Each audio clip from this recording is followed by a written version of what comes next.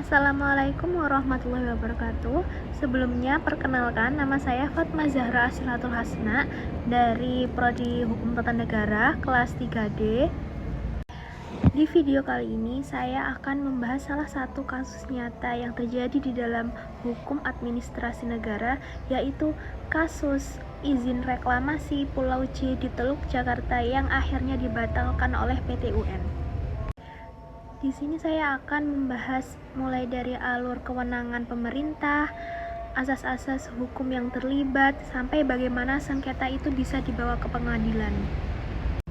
Kasus ini bermula saat Gubernur DKI Jakarta pada tahun 2014 mengeluarkan surat keputusan nomor 2238 tahun 2014 yang memberikan izin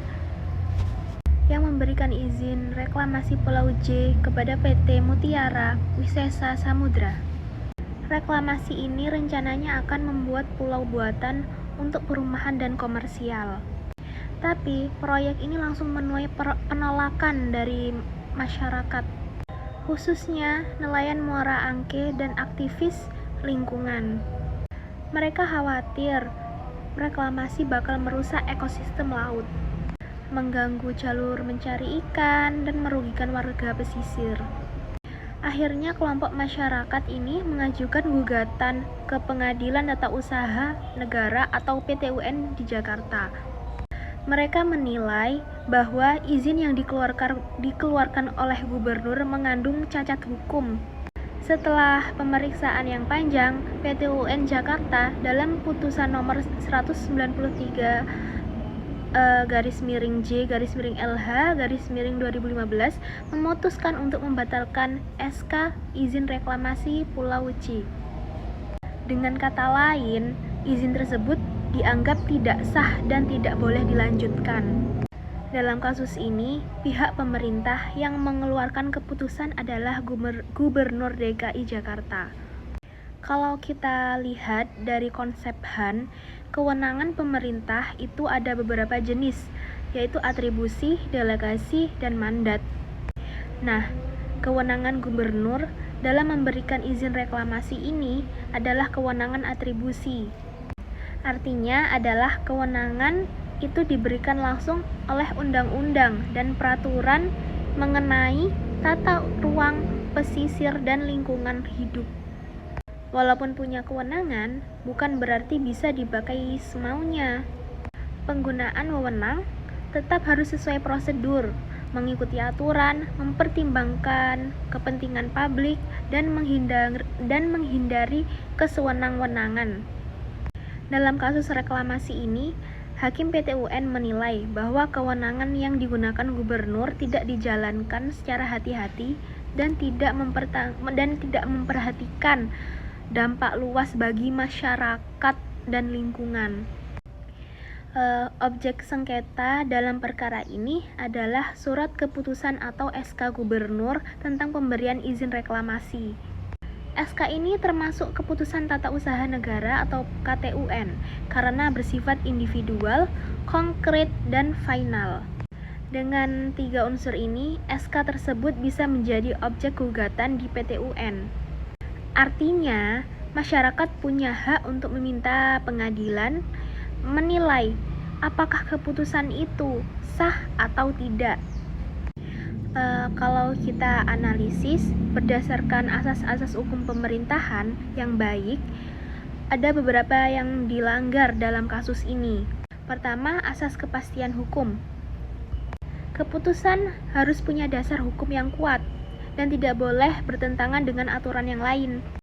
Dalam kasus ini, pertimbangan tata ruang dan lingkungan dianggap tidak sesuai. Kedua, asas kecermatan. Pemerintah seharusnya mengkaji dampak proyek secara mendalam sebelum mengeluarkan izin. Faktanya, kajian AMDAL dan dampak sosial terhadap nelayan dianggap kurang lengkap. Kemudian yang ketiga, ada asas keterbukaan. Dalam proyek besar seperti reklamasi, masyarakat harus diberi informasi dan kesempatan untuk memberikan masukan. Namun di sini, nelayan merasa tidak pernah dilibatkan. Kemudian yang keempat, ada asas tidak menyalahgunakan wewenang. Pejabat harus menggunakan kewenangannya untuk kepentingan publik, bukan hanya kepentingan ekonomi investor.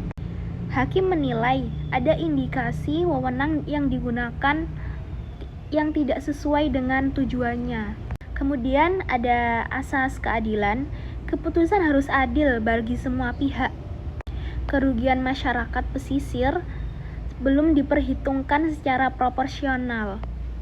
Karena beberapa asas ini diduga dilanggar, PT UN kemudian membatalkan izin reklamasi Pulau G. Dalam HAN, perlindungan hukum ada dua jenis. Perlindungan preventif dilakukan sebelum keputusan terbit. Misalnya lewat konsultasi publik, seperti mendengar pendapat atau keberatan administratif. Sayangnya dalam kasus ini, perlindungan semacam itu hampir tidak ada, masyarakat tidak dilibatkan.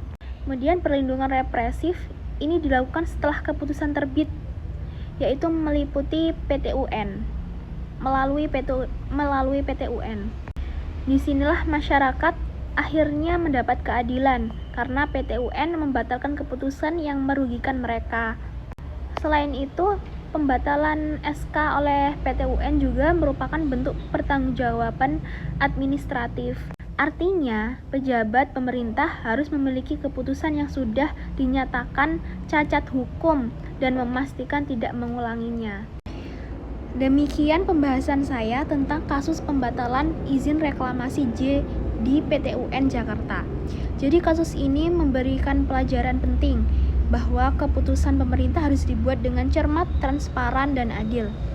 PT UN hadir sebagai pengawas agar pemerintah tidak melanggar hak masyarakat.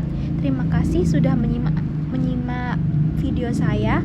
Wassalamualaikum warahmatullahi wabarakatuh.